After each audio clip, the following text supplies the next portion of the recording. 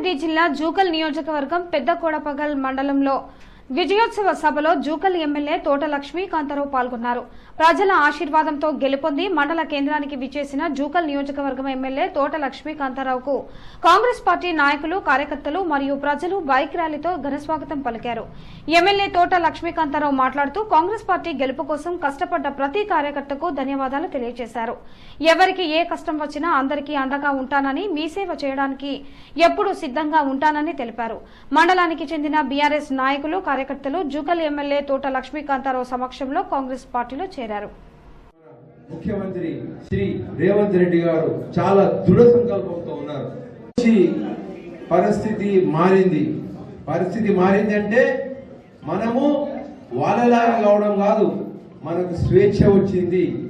ఈ స్వేచ్ఛను చాలా హుందాగా, చాలా మర్యాదపూర్వకంగా, గౌరవంగా మనం నిలుపుకోవడమే కాకుండా మనకు వచ్చిన ఈ స్వేచ్ఛను మనము సరైన రీతిలో ఉపయోగించుకోవాలని చెప్పేసి